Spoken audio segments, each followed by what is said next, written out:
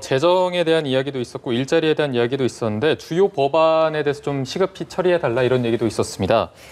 여기에 공수처 7월에 좀 출범을 하기 위해서 국회법이나 이런 부분에 대해서도 좀 시급히 합의를 해달라 이런 얘기도 있었는데 7월 15일에는 이제 원래 출범을 해야 되지 않겠습니까? 합의 안 해도 돼요. 그냥 여당이 자기들이 모여서 그냥 처리하면 된다니까요. 네. 그러니까 지금 18개 상임위원장을 자신들이 가져간 거 그걸로 추경도 마음대로 할 수 있고 공수처 출범도 마음대로 할 수 있고 모든 것을 다 법안은 마음대로 할 수 있다. 그렇기 때문에 자꾸 저렇게 뭐 총리나 뭐 국회의장이나 여당 원내대표가 여야 협치해라, 좀 합의해달라 이런 거는요 그냥 말장난에 불과한 거예요. 결국에는 자기들이 다 할 것이다. 저는 그렇게 말씀드려요. 저희가 마지막 이슈도 한번 살펴보도록 하겠습니다. 계속해서 논란이 되고 있는 인천국제공항공사 정규직 전환 논란과 관련해서 저희가 얘기를 나눠볼 텐데요. 일단은 여론조사 결과가 있습니다. 보류해야 한다는 의견이 추진해야 한다는 의견을 앞서고 있는 여론조사 결과가 나왔습니다. 45%는 보류를 해야 한다고 했고 40.2%는 그대로 추진을 해야 한다 이런 의견인데 또 이게 연령대별로 보면은 20대 취업준비생이 아무래도 많을 수밖에 없겠죠. 20대에서 정규직 전환을 보류해야 한다는 응답이 가장 높게 나왔습니다.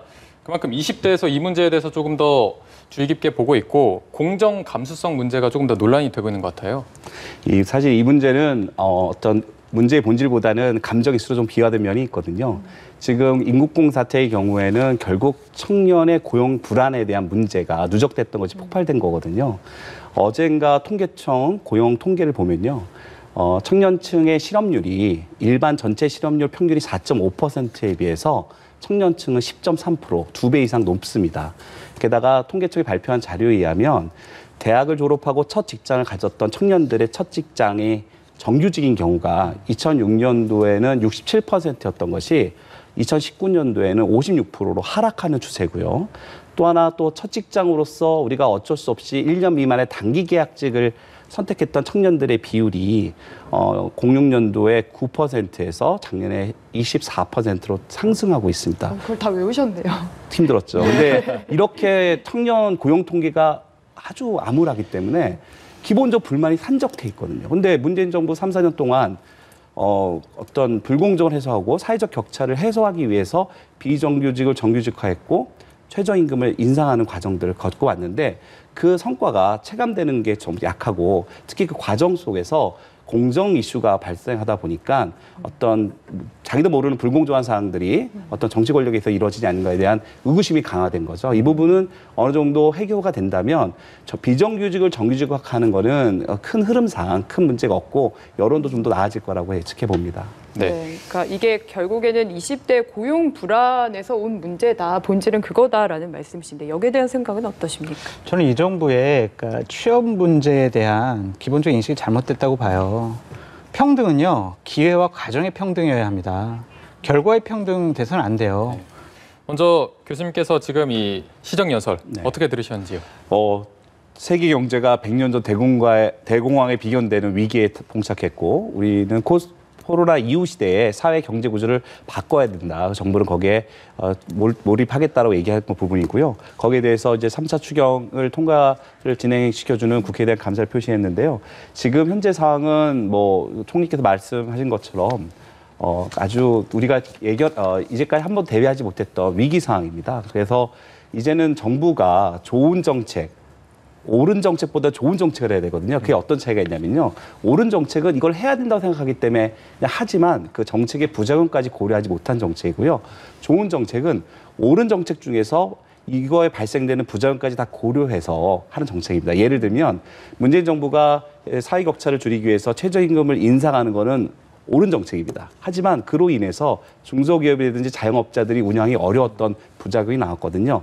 이까지 어떤 포괄된 종합적인 정책을 내놔야 되는 과제를 정부가 안고 있고 이렇게 정부가 부족한 부분에 대해서는 이제 21대 국회가 일하는 국회로서 정부의 부족한 부분은 여당과 야당이 각자의 위치에서 좀 보완하는 그런 노력들이 필요한 시점이다. 이렇게 생각합니다. 예, 네. 장 소장님 어떻게 들으셨습니까? 저는 기본적으로 진단을 잘 하셨다고 생각이 들어요. 소비가 감소돼서 제조업의 위기가 심각이 되고 제조업이 위기가 심각이 되니까 결국에는 일자리가 상당히 줄어든다.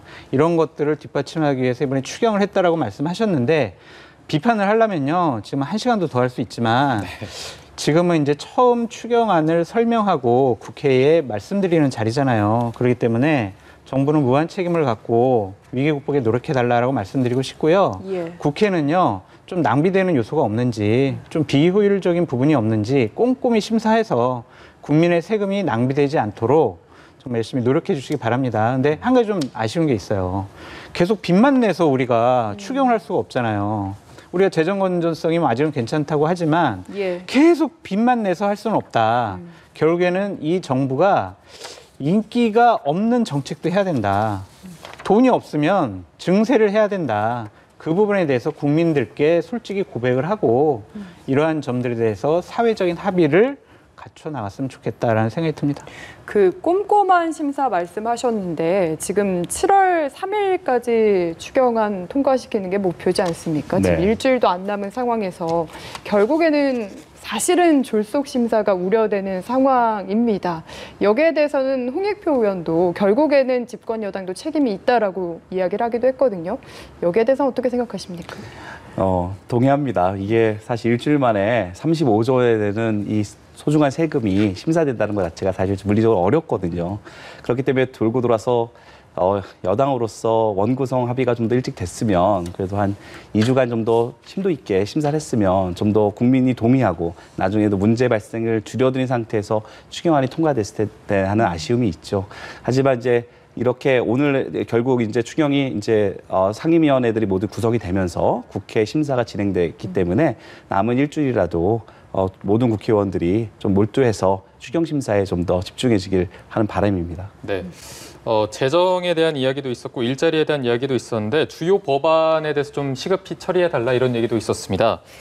여기에 공수처 7월에 좀 출범을 하기 위해서 국회법이나 이런 부분에 대해서도 좀 시급히 합의를 해달라 이런 얘기도 있었는데 7월 15일에는 이제 원래 출범을 해야 되지 않겠습니까? 합의 안 해도 돼요. 그냥 여당이 자기들이 모여서 그냥 처리하면 된다니까요. 네. 그러니까 지금 18개 상임위원장을 자신들이 가져간 거 그걸로 추경도 마음대로 할 수 있고 공수처 출범도 마음대로 할 수 있고 모든 것을 다 법안은 마음대로 할 수 있다. 그렇기 때문에 자꾸 저렇게 뭐 총리나 뭐 국회의장이나 여당 원내대표가 여야 협치해라, 좀 합의해달라 이런 거는요 그냥 말장난에 불과한 거예요. 결국에는 자기들이 다 할 것이다. 저는 그렇게 말씀드려요. 그 통합당 의원들도 일단 추경안 심사에는 아마 참여를 꼼꼼하게 해야죠. 할 거라고 해야죠. 보시는 거죠. 해서 야당의 역할이라는 게 어쨌든 견제를 하는 거 아니겠습니까? 여당도 견제하고 그다음에 행정부가 낭비되는 요소 없는지 꼼꼼히 살피는 것이 여당의 역할이다. 그렇기 때문에 참여해야 된다라고 말씀드립니다. 네. 예. 사실 뭐 지금 말씀하시는 걸 들으면 야당 입장에서는 딱히 그렇게 할 수 있는 게 네, 없다고 없어요. 보시는 것 같은데 이런 상황에서 어떻게 좀 여당이 이끌어가야 될지 아니면 뭐 야당으로서 해야 될 입장, 역할 이런 게 있을까요? 사실 그 공수처장 같은 경우에도 우리가 법률 바꾼다는데 그건 사실 아까 말씀드렸듯이 좀 불가능하고요. 예. 지금 오늘 어쨌든 결국 이 원구성 협상이 다시 돌고 돌아 다시 여기까지 왔는데 18개 상임위원회를 다 민주당이 가져감으로 해서 좀 더 큰 책임을 가졌기 때문에 지금보다는 더 내일부터는 더 책임을 지고 야당과 함께 대화하는 노력들도 해야 되겠죠. 그렇게 계속 두드리고 노력하고 계속 대화를 계속 꾸준히 해야지만 국회 정상화 시기에 좀 당겨질 것 같고요. 야당 의원님들도 기본적으로 이제 첫 국회 업무 중으로서 이제 추경 심사를 이제 맡게 되시다 보니까 아무래도 더 매의 눈으로 정부를 견제하는 국회의원 야당 의원의 모습으로서 추경 심사에 임하지 않을까 그렇게 기대해 봅니다. 근데 박 교수님의 저런 얘기는요 거짓말이에요. 아니 지금 여당이 양보할 예. 생각이 없어요. 왜냐하면은 자신들이 계속 자신들의 주장을 한치도 물러나지 않잖아요.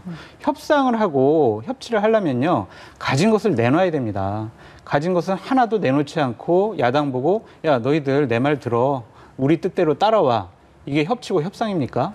그렇기 때문에 지금 자꾸 저런 식으로 얘기하는 것 자체가 자신들의 독재, 의회 독재를 하려고 하는 것에 대해서 어느 정도 좀 방어막을 치려고 하는 건데 여당은 기본적으로 양보할 생각이 없고 협치할 생각이 없다. 이번 기회를 통해서 우리 한번 그동안 우리가 정치적인 수건 사업으로 해왔던 여러 가지 일들을 한꺼번에 처리하자라고 결심할 것 같아요. 결국에는 그 의석수라는 그 넘치는 힘을 주체하지 못할 것 같다. 그래서 참 나라가 앞으로 더 시끄러울 것 같다라는 말씀을 드립니다.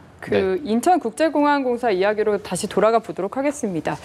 앞서서 결국에는 이게 20대들의 뭔가 고용 불안에 대한 문제에서 기인을 한 것이다라는 교수님의 이야기를 들어봤는데 장 소장님 이야기를 듣다 저희가 끊겼거든요. 마저 이어서 얘기를 들어볼까요? 그러니까 어쨌든 평등 문제는요. 그거는 기회와 가정의 평등해야지 결과의 평등은 안 돼요.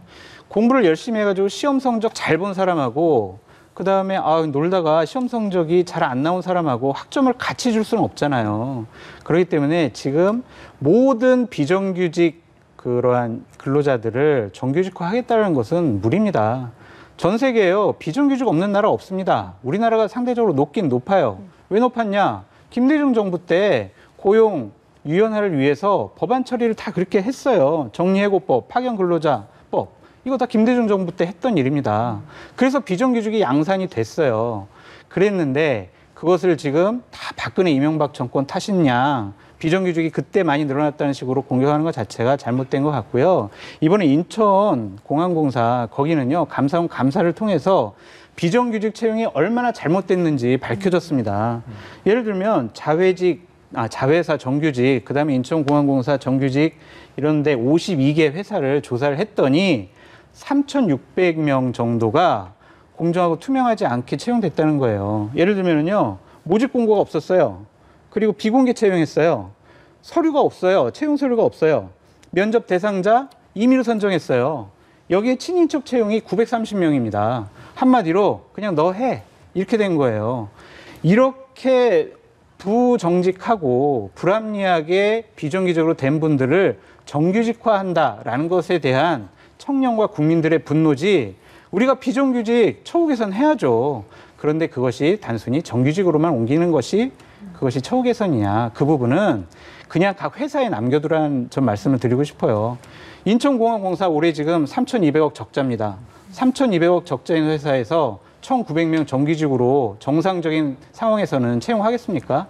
다른 정치적인 압력이 있지 않았느냐. 그러한 의구심이 드는 부분입니다. 네, 알겠습니다. 공수처 관련된 문제도 정치권의 지금 주요 화두로 떠오르고 있습니다. 출범 예정 날짜는 7월 15일입니다. 근데 이 7월 15일인 다가오고 있지만 관련된 후속 법안, 공수처장 후보 문제 추천까지 아무것도 좀 진행되고 있는 게 없는 것 같습니다. 그렇죠. 국회가 개원되고 있지 않으니까 이제 이런 상황이 온 거죠. 근데 법은 만들어졌으니까 7월 15일로 기한이 정해져 있으니까 이렇게 이 정부에서는 요구를 한 거고, 이거 드라이브도 아니고 법적인 절차인 거죠. 사실은 야당 이 법이 마음에 들지 않으면은 법으로 통과된 거 기관을 구성을 하고 또 후속적으로 개정안이라든가 또 다른 총선이 다음 총선이 또 있지 않습니까? 이렇게 하면 되는 겁니다. 이걸 하나하나 사사건건 잡아가지고 이걸 전부 다 정치적 논리로 반대하는 것은 좀 이 국회 초반에 너무 좀 심한 것 같다라는 생각이 자꾸 듭니다. 네. 통합당 입장에서는 지금 대통령이 또 다른 행정명령을 한다라고 하면서 공수처 자체를 반대를 하고 있는 거죠? 공수처 자체를 반대를 했죠. 현재도 반대 입장인데 이제 법이 정해졌기 때문에 후에 후속 절차는 진행이 되겠죠. 그런데 일단 원론적인 입장을 주원내 대표가 밝힌 걸로 보이고요. 또 이면에는 이런 불만도 있는 거예요. 대통령께서 원론적인 말씀을 하신 거라고 봐도 15일까지 공수처가 출범해야 된다라고 맞는 말씀이에요. 법에 정해져 있습니다. 출범 자체가. 그런데 특별감찰관은 현재까지 출범하지 않고 있어요. 이것은 특별감찰관은 결혼이 생긴 이후로 20일 내에 임명하게끔 돼 있고 지난 국회 20대 국회 때 이미 여야 간에 상당히 많은 줄다리기 끝에 3명의 후보를 여당이, 당시 여당이죠. 여당이 추천하고 야당이 비토권을 갖는 걸로 이미 의견이 조율됐단 말이에요. 근데 추천하고 있지 않아요. 이것에 대해서 대통령이 아무 말씀 안 하시는지 모르겠고요. 그러니까 대통령 친인척, 사촌인의 친인척 수석 비서관 이상을 견제하는 이런 특별감찰관에 대해서는 아무 말씀 없으시고 공수처에 대해서는 이렇게 국회를 압박하는 것이 다소 일관성이 없다 이렇게 생각합니다. 근데 야당 몫의 그 공수처장 후보 추천 그 부분에 있어서 여당에서는 그 부분에 대한 수정도 필요하다. 왜냐하면 이건 다당제일 때 야당 몫이 2명인 것이다라는 이야기를 하고 있거든요. 이 부분은 어떻습니까? 그것은 제가 조금 알아보니까 백혜련 의원 안이 잘못 알려진 부분도 있는 것 같아요. 예를 들면 교섭단체가 현재 2개잖아요. 이 2개 교섭단체 중에 야당 추천 몫인, 그러니까 통합당 추천 몫인 2명의 후보자에 대해서 이것을 다른 그러니까 민주당으로 돌릴 수 있는 예규를 마련한다. 이건 불가능합니다. 법에 그렇게 돼 있지 않기 때문에 법에는 대통령이 소속됐거나 소속됐었던 이런 정당 몫이 두 예. 몫, 그다음 나머지 그 반대 정당 몫이 이제 두 분이거든요. 그렇다면 야당이 만약에 2개 야당이면 가능해요. 근데 1개 야당이기 때문에 통합당으로부터 2명의 추천권을 뺏어갈 수는 없어요. 그러니까 백혜련 의원의 안은 아마도 4+1처럼 다른 교섭단체가 있는 경우에 제1야당이 만약에 추천권을 행사하지 않으면 이 추천권을 제2야당한테 줄 수 있다. 이 정도 안은 나올 수 있는데 이것이 야당 안을 뺏어서 여당한테 준다는 이것은 불가능합니다. 법률적으로. 아마 그건 그렇게 돼 있을 거예요. 예. 근데 민주당은 이 부분에 대한 수정도 필요하다는 입장 아닙니까? 아니 뭐 비슷한 그 상황인 것 같아요. 그 말씀하신 것처럼 그 원내교섭단체가 현재 야당이 하나밖에 없기 때문에 크게 문제될 건 없는 것 같습니다. 알겠습니다.